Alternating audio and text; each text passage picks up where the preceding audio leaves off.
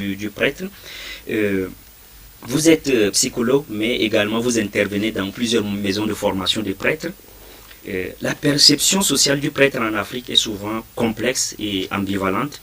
Comment les prêtres peuvent-ils naviguer entre les attentes de la société et surtout les exigences strictes de leur vocation religieuse?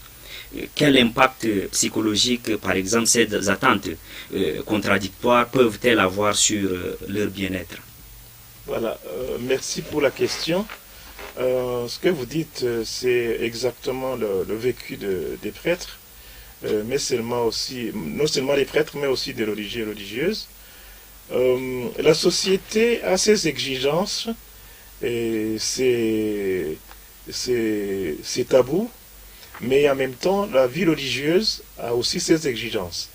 Notamment, comme l'abbé Vedaste vient de le dire, il y a justement cet aspect-là, surtout en Afrique. Nous sommes souvent des pays natalistes, avec la filiation, donc affiliation patriarcale.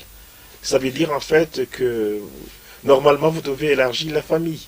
Et ça, la famille attend ça, mais évidemment la vie religieuse a d'autres obligations, le célibat des prêtres, mais pour leur disponibilité totale, pour les dons totales, il faut dire en fait que la formation, c'est une chose, mais aussi le vécu de la société, c'est une autre chose. Mais évidemment, au départ, comme il l'a très très bien souligné, c'était un problème. Mais pour l'instant, comme je le vois, la société a commencé à comprendre que chacun peut faire son choix personnel, son choix, même pour le mariage avec une personne. Souvent, vous savez que même surtout au Rwanda, le mariage était assez téléguidé par la famille. Pour l'instant, c'est un choix personnel. On a compris quand même que la vocation, c'est un choix personnel qui est mûri et que les parents, la famille, doit soutenir, doit même encourager la personne dans son choix personnel. Mais ce n'est pas facile parce qu'il y a souvent où il y a des familles assez, je dirais, qui donnent ou qui mettent une pression sur la personne pour justement peut-être exiger un choix. Mais je dirais que c'est de deux côtés qu'il faut comprendre. Parce que même si vous exigez une personne à faire un choix, à entrer vraiment dans cette ambivalence, comme vous le dites, vous allez justement, vous allez participer à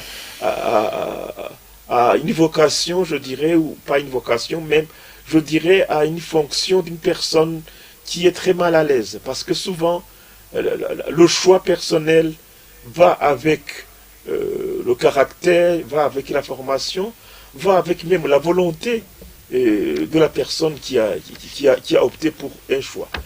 Donc si la personne fait un choix, la famille dit le contraire, je pense que la personne sera une personne qui sera, comme vous le dites, ambivalente, anxieuse, stressée, qui ne pourra pas remplir convenablement sa mission.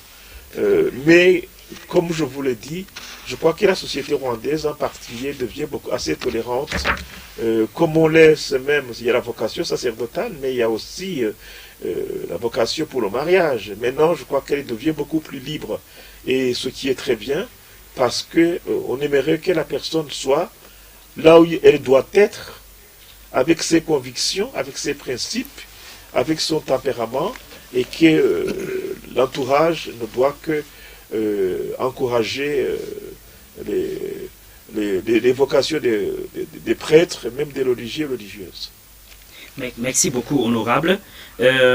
Nous allons nous tourner du côté d'Abidjan pour recevoir le Père Rodrigue. Père Rodrigue, vous êtes avec nous?